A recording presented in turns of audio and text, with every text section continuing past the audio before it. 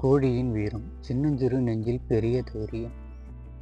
ஒரு பண்ணையில் இருந்த கோழி கூட்டத்தில் கொக்கோ என்று ஒரு சின்னஞ்சிறு கோழி குஞ்சு இருந்தது. மற்ற குஞ்சுகள் எல்லாம் அம்மா கோழியோடு சேர்ந்து கொத்தும் குதிக்கும் விளையாடும்.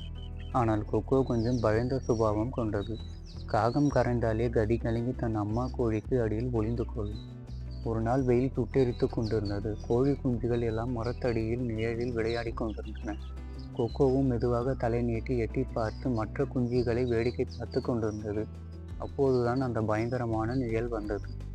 வானத்தில் கழுகு ஒன்று வட்டமிட்டு கொண்டிருந்தது. கூரிய கண்களால் பண்ணையை நோட்டமிட்டு கொண்டிருந்தன. கழுகுக்கு கீழே விளையாடும் குஞ்சுகள் இரையாக தெரிந்தன. சற்றென்று மின்னல் வேகத்தில் கீழே இறங்கிய கழுகு கொக்கோவின் தங்கை ரோசியை தூக்க பார்த்தது.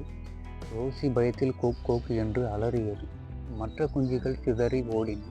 கொக்கோ ஒரு கணம் பயந்தாலும் தன் தங்கையின் அலறல் அதை குலுக்கியது. என் தங்கையை அந்த பயங்கரமான கழுகுக்கு இரையாக்க மாட்டேன் என்று தன் சின்னஞ்சிறு நெஞ்சில் ஒரு பெரிய தைரியத்தை வரவழைத்து கொண்டது.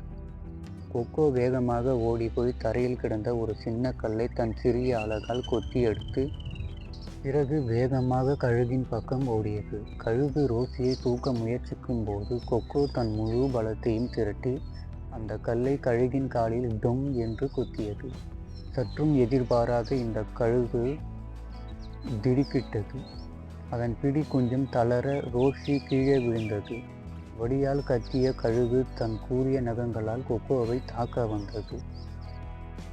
கோபத்துடன் அதன் கூரிய நகங்களால் கொக்கோவை தாக்க நெருங்கியது. கொக்கோவுக்கு என்ன செய்வதென்று தெரியவில்லை. அதன் உடல் நடுங்கியது. ஆனால் தன் தங்கையை காப்பாற்ற வேண்டும் என்ற எண்ணம் அதை துரத்தியது. சற்று தொலைவில் அம்மா கோழி தன் குஞ்சுகளை எல்லாம் அழைத்து கொண்டு ஓடிக்கொண்டிருந்தது. ஆனால் ரோசி மட்டும் கழுகுக்கு அருகில் பயத்தில் உறைந்து போய் இருந்தது. கொக்கோ ஒரு வினாடி யோசித்தது. கழுகின் அழகும் நகங்களும் எவ்வளவு கூர்மையானவை என்பதை அதற்கு தெரியும். கழுகு நெருங்கி வரும்போது கொக்கோ சற்றென்று அருகில் இருந்த ஒரு சிறிய புதர் மறைவுக்குள் பாய்ந்தது.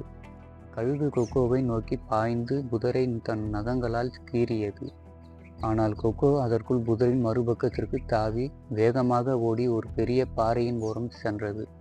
கழுகு மீண்டும் கொக்கோவை பிடிக்க பாய்ந்தது.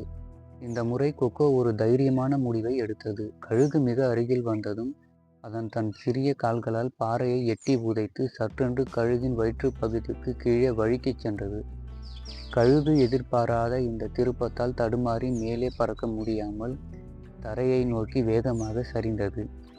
அந்த சமயத்தை பயன்படுத்திய கொக்கோ தன் முழு பலத்தையும் திரட்டி கழுகின் காலில் மீண்டும் ஒரு முறை பலமாக குத்தியது. வலியால் கத்தியது கழுகு. கொக்கோவை தாக்க முடியாமல் தடுமாறி தன் இரையை தேடி வந்த வேகத்திலேயே பறந்து சென்றது. கொக்கோ களைப்புடன் தரையில் சரிந்து தன் தங்கையை பார்த்தது. ரோசி ஓடி வந்து கொக்கோவின் அருகில் பற்றி கொண்டது. அம்மா கோழி மற்ற குஞ்சுகளுடன் திரும்பி வந்தது. கொக்கோவை கண்டதும் அது தன் இறக்கையால் அணைத்து கொண்டது.